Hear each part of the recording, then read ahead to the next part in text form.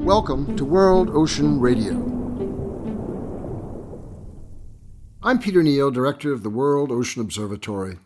Just this week, at Our Ocean, a recurring international gathering of governments and environmental organizations assembled on the small island nation of Palau, this year, according to its official announcement, amounting to 410 commitments across 6 issue areas as follows: confronting the ocean climate crisis, creating sustainable blue economies, advancing sustainable fisheries, advancing marine protected areas for communities, ecosystems, and climate, tackling marine pollution, achieving a safe, just, and secure ocean.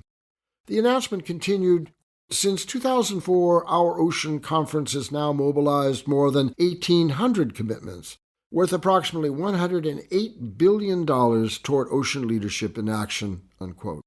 This is an astonishing amount of money, being financed by donor nations and organizations that one would think would insist on equally astonishing demonstration of progress in ocean protection, mitigation, conservation, and best practice. I tried to dive deeper into the details, into some more precise indication of where the committed funds will go, toward what specific programs and agencies, and with what guidelines, standards, evaluation methods, and post-commitment reports they would offer some measure of past success and future expectation. If that information was there, I could not find it.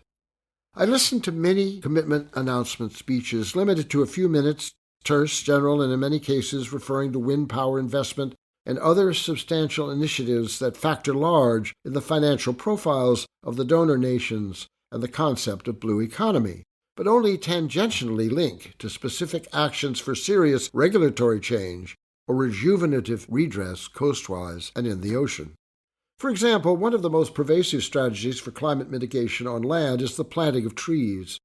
There are projects worldwide with literally millions, allegedly trillions of trees being planted in cities and previously deforested areas, presented as natural instruments for CO2 sequestration, paid for by similar grants, similarly justified in the context of the UN Sustainable Development Goals and fulfillment of similar declarations. The trees of the ocean are mangroves and kelp. Kelp is primarily vulnerable to changing ocean temperature, pollutants in the water column, and destruction as species habitat. Mangroves are vulnerable to coastal development, human industrial waste, agriculture and fertilizer, and erosion from storm and tsunami. As mangrove forests are now seen for their original value as natural protection from all these factors, the irony of their destruction is now augmented by many replanting initiatives in the name of climate change reaction, funded by the same environmental protection interests and grant programs as those just recommitted. Historically, we destroyed mangrove forests to create new profitable landside uses, roads, resorts, and shrimp ponds, for example, and now we are reconstructing mangrove forests as mitigation for the damage done, as solution for the problem created. How does this make sense? And what's worse is that there are now growing reports that a very large number of these mangrove reforestation projects have failed due to poor planning, incompetent planting, recalcitrant residual competing interests, untreated sanitation, mismanagement, and corruption. What's going on here? There's so many questions. Are these announced commitments simply bravura, false promises, ill-considered, misdirected? Where does all that money go? What have past commitments achieved? How are outcomes measured? As an outsider, I look at the complexity and financial significance of these endeavors and compare them to my sense of accomplishment, of the collective success of all this investment, of the seemingly intractable, inevitable decline that we see in biodiversity protection and sustainability on land, in the air, in the water. We are not moving forward despite all these billions of dollars invested. Our ocean continues to decline. What are we missing? Why?